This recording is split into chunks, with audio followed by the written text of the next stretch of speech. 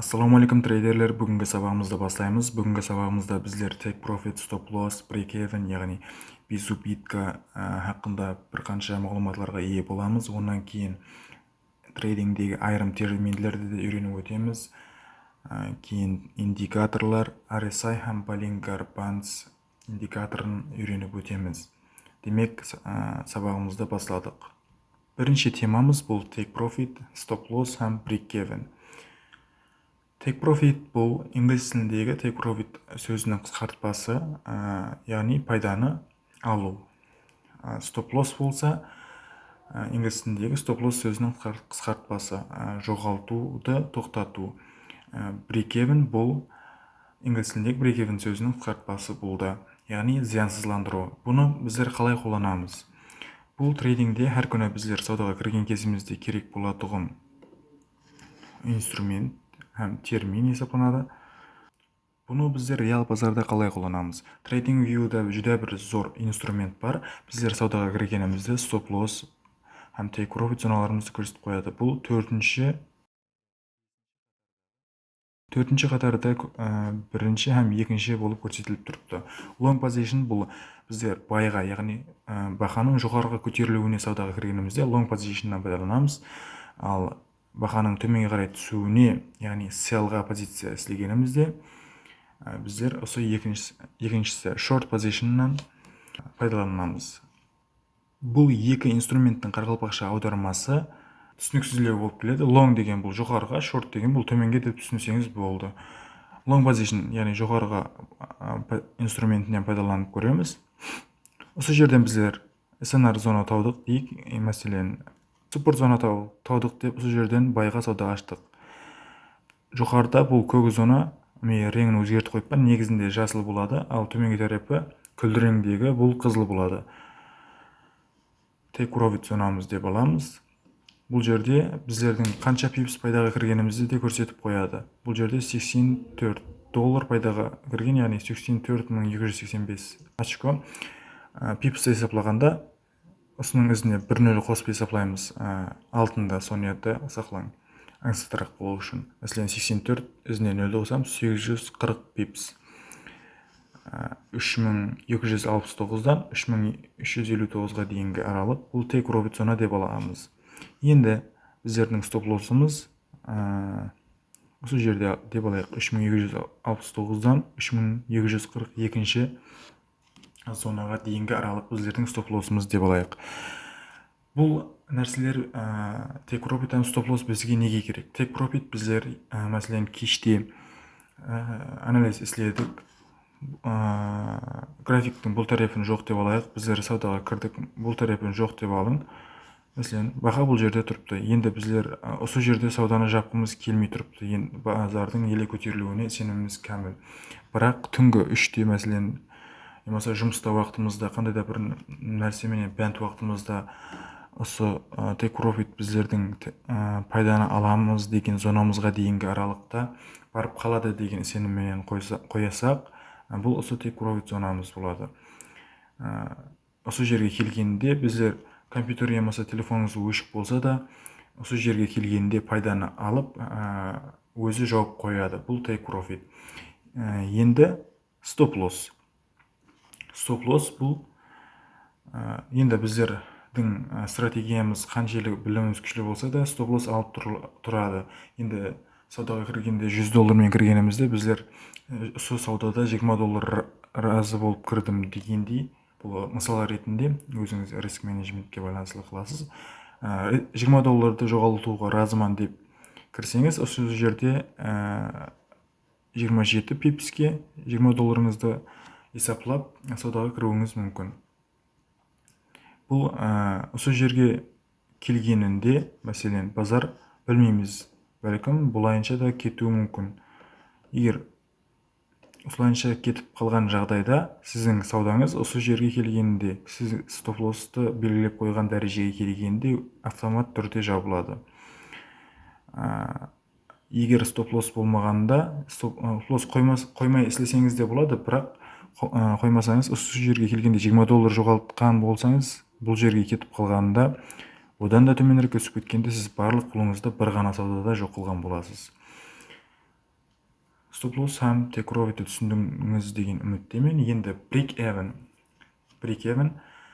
негізі без убытка деп түсінесіз көпшілігіңіз орыс тілінде. Бұл инглиз тілінде break even деп аталады. Қарақалпақшасы зиянсызландыру. Яғни бұл қандай болады? Енді біздер бірінші take profit зонамыз бұл жерде болайық. Бірінші take profit зонамыз осы жер. Осы жер болды. Енді емаса ярымына кеп қалды дейік. Осы жерге дейінгі аралыққа кеп қалды. Сіз сауда істеп атқанда. Бірақ жоғарға дейін баруына, осы 3355-ке дейін баруына сіздің сеніміңіз кәміл. Осы жерде тұрғанда базарды күткіңіз келмей жатыр. Бірақ төменге түсіп кеткен жағдайда сіз стоп лоссқа дейін баруын да қаламайсыз. Сол кезде сіз break even дегені стоп лоссты саудаға кірген жеріңізге апарып қоясыз. Мәселен, саудаға 3269-да кірген болсаңыз, стоп лоссты да сол жерге апарып қоясыз. Базар қайтып кеткен жағдайда стоп лоссыңызды алады, бірақ минусқа кірмейді. Яғни кірген жеріңізде жабылады. Сауда қанша давам еткен болса да, сауда $0 жабылады. Бұл break even, без убытка деп аталады. Қарақалпақшасы жаңа айтқанымдай зиянсызландыру. Бұл трейдингде жүде апай нәрселер, бұған түсіндіңіз деген үміттемін. Енді кейінгі темамызға өтеміз. Кейінгі темамыз бұл терминдер. Трейдингде басқа да терминдер бар. Бұл терминдер жүде апайы терминдер, бірақ бізге керек болуы мүмкін. Мәселен, YouTube'да бір сабақлық көріп отырғанда, немесе Instagram'да бір стратегияны көріп қалған кезіңізде осы терминдерді пайдаланады, бірақ сол кезде түсінбей қалмауыңыздың алдын алу үшін біліп қойғаныңыз жақсы деген үмітте бұны тағайындадым. Uptrend бұл жоғарыға қарай әрекет етуші тренд, бағаның өсіп баруы. Uptrend символы бұл бұға. Бұға, яғни инглиз тілінде бал деп аталады. Бұны көрсетіп өтемін графикте. Мәселен, базар тап осындай болып баратыр.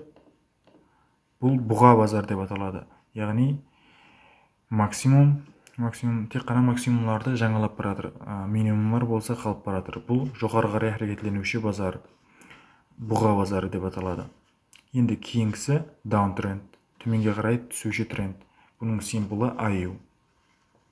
Енді бұл бұндай тәрізде болады. Төменге қарай түсіп баратырған тренд. Осы аю тренді деп аталады, яғни даун тренд. Мен стратегияларды демаса басқа білімдерді үйретіп отырған кезімде осы терминдерді пайдалану мүмкін. Бұларды апай болу мүмкін, бірақ көпшілік жаңа трейдерлер бұны түсінбейді. Әммесін бір ізбез түсіндіріп өтіп атырылман сол үшін. Кейінгі терминдер екі темашасы. Моментум. Трейдингдегі моментум бұл не? Жаңа үйренгеніміз терминдер, бірінші терминдердегі үйренгеніміз бұл жөнелісілер еді. Трейдингдегі жөнелісілер. Енді моментум. Бұл тренд жөнелісінің бір тәрепке қарай күшлі және тез әрекет етуі. Бұл жерде бір сөз қалып қойыпты.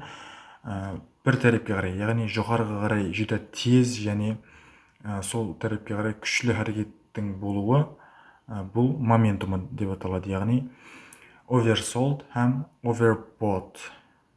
Жүді көп сатып алу, жүді көп мұлдарда сатып алу. Базар жоғарға көтеріліп баратырған кезде бұл жүді көп мұлдарды сатып алу, ал базар төменге қарай түсіп баратырған кезінде бұл жүді көп мұлдарды сату, oversold. Кейін volatility. Бұл сөз жүді көп қолданылады көпшілік сигнал каналларда. Сигналдар ұқсамай қалған кезде бұл базардың қозғалу емасы әрекетлену тезлігі. Базарда экономикалық жағдайларға байланысты, немесе геосаяси жағдайларға байланысты волатильность жүді күшлі болуы мүмкін.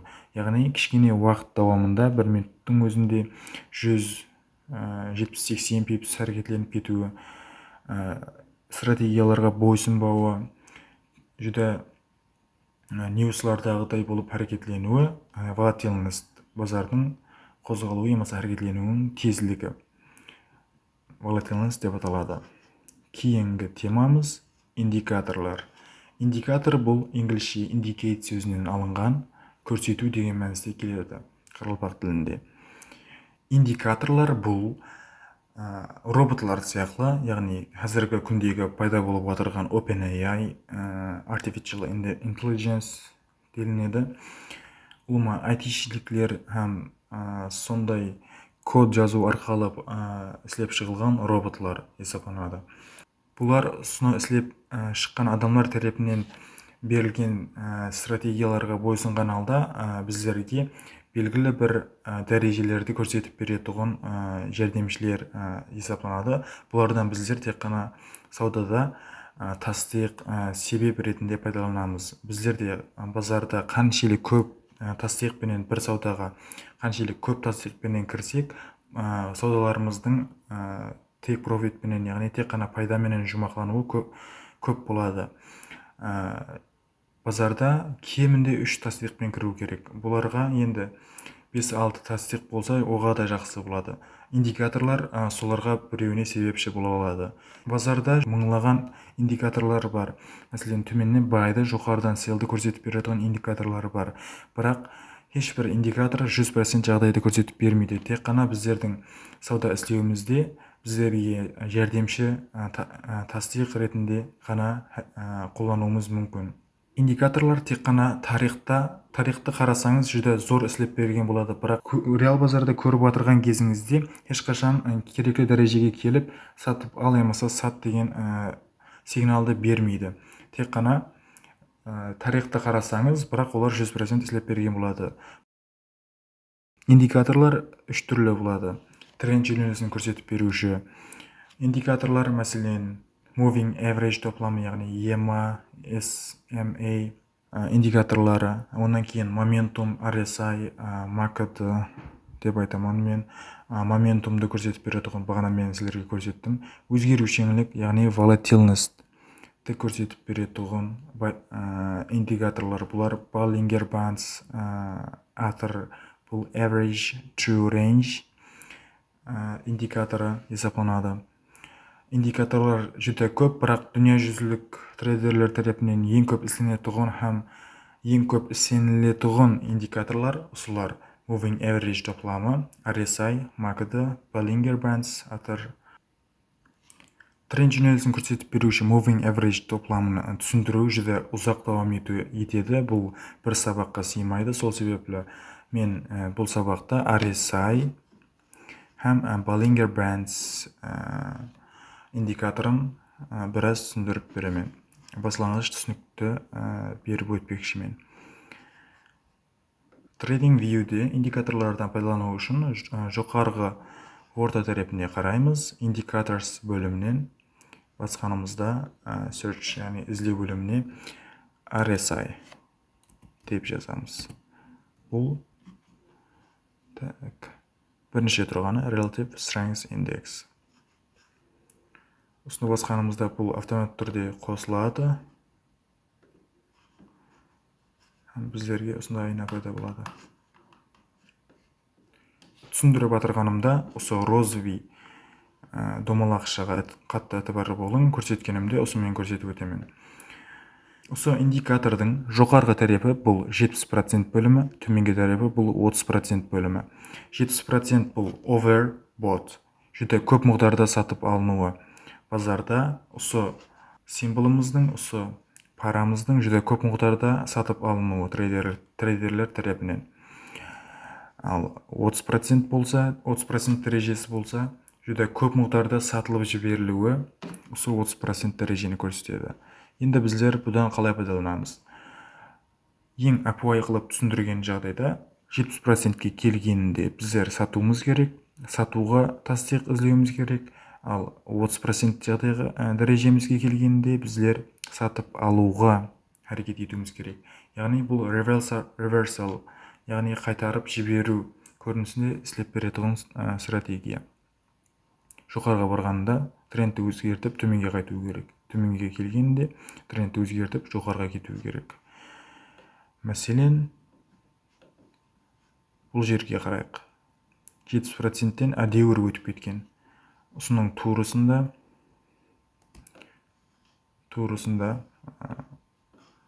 төменге қарай әрекет етуші трендті көруіміз мүмкін. Яғни осы жерге келуіменен сатылған. Демек, бір мәрте слеп берді. Енді осы жерге қараймыз, төменірекке қараймыз. Тап осы жерде 30% бөлімнен 30% дәрежеден біраз түсіп кеткен. Һәм жоғары қарай көтерілуді давам еткен. Енді осының турысына қарасаңыз, бұл жерде 30% дәрежеден келуіменен бұл жоғары қарай сатылып алынған. Сатылып алынуы нәтижесінде жоғары қарай көтерілген.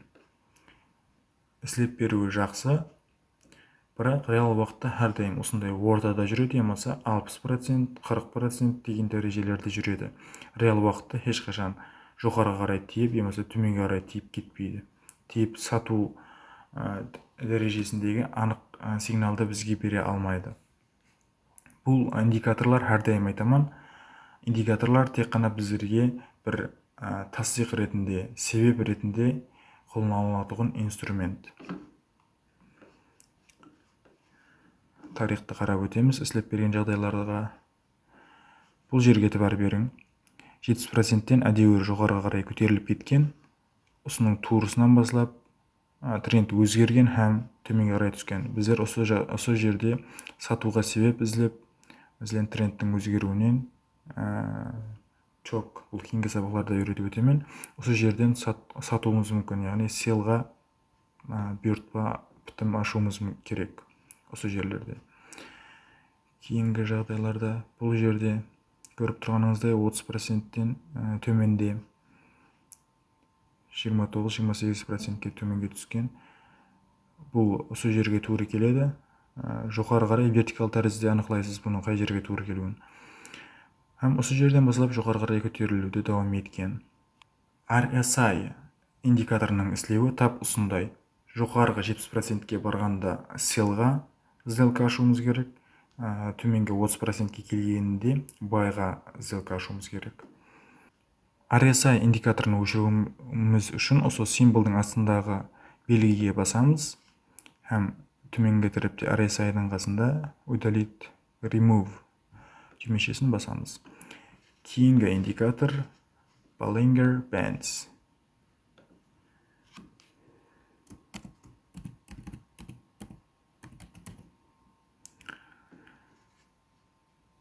Төртінші тұрғаны.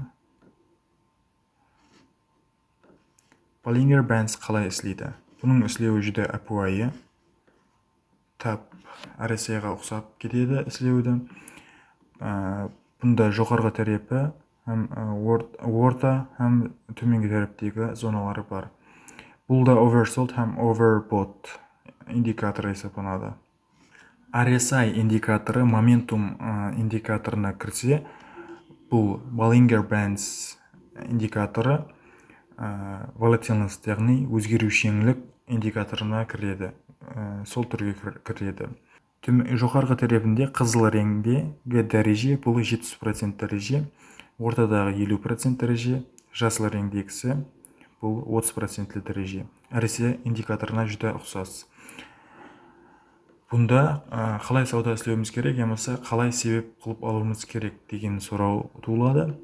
Бұл сұрауда 70% бөліміне барғанда селға позиция істейміз. Яғни көріп тұрғаныңыздай, жоғарғы тәрепке тиюіменен төменге қарай түскен, төменгі тәрепке тиюіменен жоғары қарай көтерілген, жоғарғы тәрепке тиюіменен төменге қарай түскен. Мына жерде де тап сол жағдай. Әйтеуір берсеңіз, ортадағы 50% дәрежеде жақсы слеп берген, сол жерге тиюіменен көтерілген. Бұнан біздер тек профит емаса стоп-лосс зоналары ретінде де пайдалануымыз мүмкін. Мәселен, осы индикатор жоқ деп алайық. Индикатор жоқ болған жағдайда һәм біздер осы жерден байға сауда аштық. Суппорт зона табылды мына жақ тәрептен. һәм осы жерден байға сауда ашқан жағдайда енді біздер take profitті қай жерге қоямыз деген кезімізде осы жоғарғы қызыл зонаны белгілеп алуымыз мүмкін. Жоғарғы қарай қашан тиемен дегенше біздер сауданы осылап тұрамыз, яғни төменгі тараптан сауда байға сделка аштық, осы жоғарғы қарай тиемен дегенше біздер сауданы осылап тұруымыз мүмкін, сделканы жаумастан. Bollinger Bands индикаторын өшіру үшін жоғарғы тарапқа келеміз, бағанағыдай remove түймесін басамыз. Мен пайдаланатын индикатор бұл Trading Sessions деген индикатор. Бұл индикатор маған ICT бойынша сессияларды көрсетіп береді. Бұны да көрсетіп өтейін. Мәселен, бұны қосқанымызда 5 минутлыққа қоямыз. Бұл маған сессияларды көрсетіп береді. Бүгін Bank Holiday, сол үшін consolidation болды базарда. Бұл қандай істейді? Жоғарғы көрсетіп тұрғандай Токио сессиясы, яғни Азия сессиясы көрсетіп береді, Лондон сессиясы. Мен бұларға қарап қалай сауда істеймін. Токио сессиясында көбірек consolidation болады, яғни базарда оншалық күшлі әрекетлер болмайды. Лондон сессиясында қалай болады? Бұл сессияда көбірек breakoutlар, fake breakoutlар болады, яғни зоналарымыз істеп беруі мүмкін, ямаса істеп беріп, оны бұзып өтіп, ретест қылып істеп беруі мүмкін. Сондай қылып өзім түсінемін Лондон сессиясын. Көбірек Нью-Йорк сессиясында сауда істеймін, себебі Нью-Йорк сессиясында базардағы күн давамындағы тикарға әрекет Нью-Йорк сессиясында жүз береді. Нью-Йорк сессиясында көріп тұрғаныңыздай жүді үлкен мағдардағы сауда болған. Бұнан басқа да TradingView'да жүді индикаторлар саны жүді көп, олар мыңлап түрлері бар болуы мүмкін. Бірақ мен сіздерге ең керегі болған һәм дүние жүзінде ең көп ісленетұғын һәм сенілетұғын индикаторлардың атларын айтып өттім һәм екеуін түсіндіріп те өттім. Тәкрарлап айтамын, индикаторлар біздерге тасдиқ үшін. Индикаторды Инстаграмда көрген бір трендте жүрген индикаторды көріп, оған алданып, төменде көрсетілгенде buy, жоғарыда көрсетілгенде sell деп, оған алданып, тек осы индикаторға сеніп сауда істемең. Бұл тек қана біздерге тасдиқ үшін. Бүгінгі сабағымыз бойынша осы. Бүгінгі сабағымызда біздер take profit, stop loss, зиянсызландыру терминдерін түсіндік һәм индикаторлар хақында үйрендік, олардың түрлері хақында үйрендік. RSI һәм Bollinger Bands индикаторын көрсетіп те өттім. Сау болың, кейінгі сабақта көріскенше, сіздерменен Forex сауда.